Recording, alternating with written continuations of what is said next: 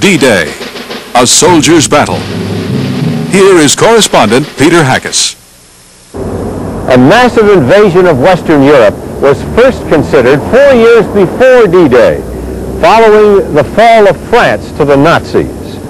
British and French soldiers who were driven into the sea at Dunkirk vowed to return to the European continent in force.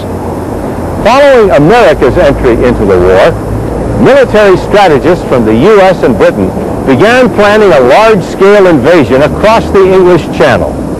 Though it was generally agreed the invasion was necessary to push the enemy out of Western Europe, many different proposals were made to accomplish this objective. It was not until January of 1944 that a staff of Allied officers began meeting in this building in London to finalize and carry out the long-awaited operation, codenamed Overlord. The staff, headed by American General Dwight D. Eisenhower, was to organize and deploy the Allied Expeditionary Force. That force would eventually consist of some 6 million soldiers, sailors, airmen, and support personnel, almost 7,000 ships and landing craft, and nearly 10,000 aircraft. The task facing Eisenhower and his staff seemed enormous, almost unimaginable. In the span of 5 short months, land, sea, and air forces had to be marshaled, equipped, and briefed for an assault against 1 million enemy troops and their heavily fortified emplacements on the Normandy coast. The plan called for simultaneous landings by American, British, and Canadian soldiers along a 60-mile stretch of French coastline between Cherbourg and Le Havre. The operation would be extremely dangerous, requiring split-second timing and concentrated support from sea and air units. But even before final details of the plan were agreed upon, Allied units began a rigorous training schedule on the beaches of Britain. As D-Day approached, full-scale rehearsals were held, not only to test each unit's ability to assault and secure a specific objective, but also to ensure proper coordination among all units involved. The training was tough and realistic. Some said it was almost harder than D-Day itself. Though some of the Americans were veterans of the Italian and North African campaigns, many were untested in combat.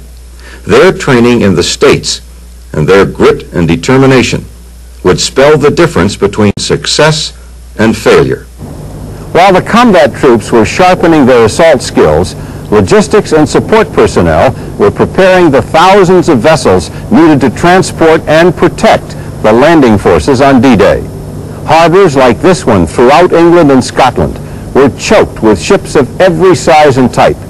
From the largest battleship to the smallest landing craft, each was preparing for battle.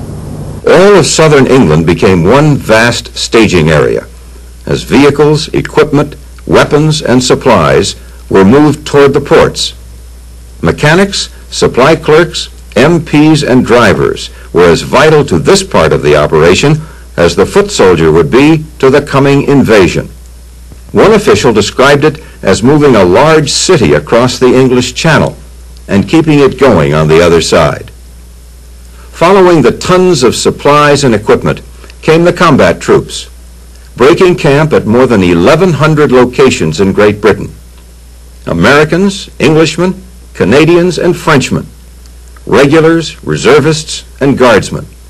They were cheered by thousands of British citizens as they headed toward their ships and an uncertain future.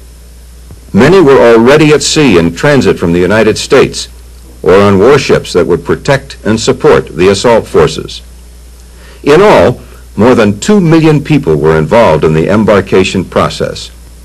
All it would have taken was one loose tongue to pass the time and place of the invasion to the enemy, to give them the edge and create disaster for the Allies. But security was tight. The secret was kept. Even with the element of surprise on their side, what the Allies faced here on the coast of Normandy was formidable indeed. The Atlantic Wall, as Hitler called it, was the western defense of his European fortress. Its cliffs and concrete barriers bristled with flak batteries, machine gun nests, and artillery with a range of more than 5 miles. Its beaches were littered with mines, hedgehogs, and barbed wire. It was manned by troops that outnumbered the Allied force 9-1. Field Marshal Erwin Rommel, who commanded the coastal defenses, boasted that any attempted invasion would be destroyed on the beaches. The Atlantic Wall seemed impregnable. General Eisenhower and his staff had another problem to face: the weather. On June 1st, a storm front moved into England and brought choppy seas and squalls to the channel. The bad weather forced a 24-hour postponement of the invasion, but on the morning of June 5th, Eisenhower sent the largest armada in the history of the world toward the coast of France with the simple phrase, "Okay, let's go." The invasion force would strike at dawn June 6th, where the enemy least expected it, Normandy. The order to go galvanized the elements of the assault force into action. Ships and landing craft left the harbors for their assembly points in the channel. Air crews received final briefings for their bombing and transport missions. Diversionary forces began an operation to confuse enemy intelligence about the location of the invasion, and airborne units prepared for their night jump behind the targeted beaches. General Eisenhower spent the last afternoon before D-Day with his paratroopers. They were to take part in the biggest airborne assault ever mounted and would be the first American soldiers on French soil. Their mission then, as it might be today, was to jump behind enemy lines, secure transportation routes for the invasion forces, and cut the enemy's counterattack routes to the beaches. Schuyler Jackson, a veteran of the 101st Airborne Division, remembers that mission well. We had our pork dinner, greasy pork chops. And then we had that about 6. Then they said that the operation was go. So we got all our equipment on. We had to help each other up in the plane because we couldn't get up in the plane with all that equipment. We got in the plane and then we sat for a while until everybody was ready. Then about 8:30 we took off. And when we took off, we had to circle round and around and around England for about 4 hours because we were the first wave in, and we had to wait till all the units got in line, and they give us the word, stand up and hook up, and anybody said they weren't scared, they're damn liars, because I was scared. And I was never so glad to get out of a plane in my life. And after I got out, I was fine. It was just that idea of flying over there, and you could hear the bullets hitting the wings of the plane. It make a sharp pop. I landed amongst a bunch of cows. And in the next field, there was an anti-aircraft battery, German anti-aircraft battery that was shooting, and there wasn't any problem going after them because we just threw grenades in them and knocked it out.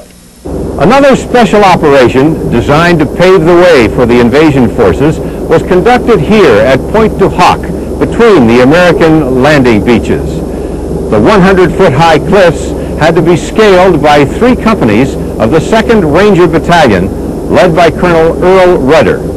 Their mission, to destroy a battery of long-range coastal guns threatening the invasion forces. Leonard Lomel was a ranger from D Company during the cliff assault that was later dramatized in the film The Longest Day. They started to land us at the wrong beach, at the wrong